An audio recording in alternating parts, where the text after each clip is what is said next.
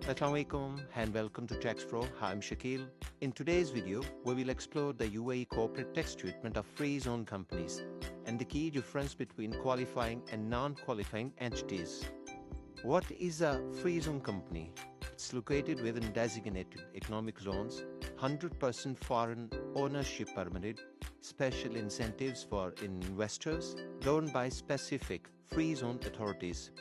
Free zone company ऐसी company होती है जो यूएई के स्पेशल फ्री जोन इलाकों में रजिस्टर की जाती है। इन इलाकों को खसूसी इक्तसादी जोन कहा जाता है, जहां पर बिजनेस करने वालों को टैक्स में बेनिफिट्स 100% गैर मुल्की मिल्कियत और आसानी से सरमाए की मुंतकली जैसे कई फ़वाइद हासिल होते हैं।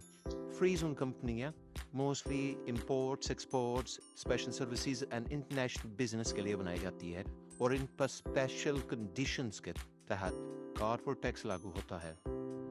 नेक्स्ट है जी कॉर्पोरेट टैक्स का जनरल रूल क्या है फ्री जोन कंपनी के लिए। So all UAE businesses are subject to 9% corporate tax on taxable income exceeding AED 375,000. कोई भी बिजनेस है यूएई में कहीं पर भी है, सब पर 9% कॉर्पोरेट टैक्स लागू होगा अगर उसकी इनकम 3,75,000 दिरहम से एक्सीड करती है। Free zone corporate tax exemption किन पे है? एक तो जी qualifying free zone persons can benefit from 0% CT on certain income. Second one है non-qualifying free zone persons will be taxed at 9% on their taxable income. Who is qualifying free zone person? Maintains adequate substance in the free zone, derives qualifying income, not elected to be taxed at standard rate, complies with transfer pricing and documentation. ये transfer pricing क्या है?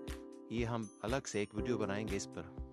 ये कुछ examples हैं qualifying income के, जिनमें है transactions with other free zone persons, foreign source income not from UAE mainland, यानी इनकी सारी इनकम बाहर से हो, qualifying activities like warehousing, logistics, manufacturing, subject to cabinet decision. इसका भी डिसीजन जो है वो कैबिनेट करेगी।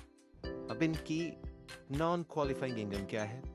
Income from UAE mainland customers, unless limited to passive income like interest or royalties, income from excluded activities, और है जी last में not maintain required substance।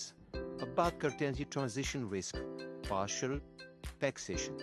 इसमें क्या mixed revenue streams, only qualifying income gets 0%, rest taxed at 9%, proper segregation of record is key।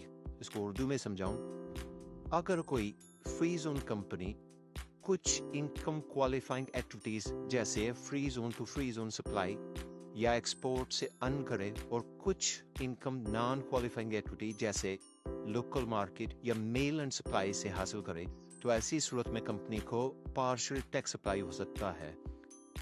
इस पे qualifying income पे 0% tax होगा और नॉन क्वालिफाइंग इनकम पर 9% कॉर्पोरेट टैक्स लगेगा। लेकिन अगर कंपनी ने दोनों इनकम टाइप्स को क्लियरली सेपरेट ना किया तो एफटीए पूरी इनकम पर भी 9% टैक्स लगा सकती है और यही ट्रांजिशन रिस्क कहलाता है। लास्ट में कुछ प्रैक्टिकल टिप्स हैं फ्री जोन कंपनीज के लिए। Maintain strong documentation, ensure qualifying status compliance, file tax returns even at 0%, no problem. Seek tax advice for restructuring if needed.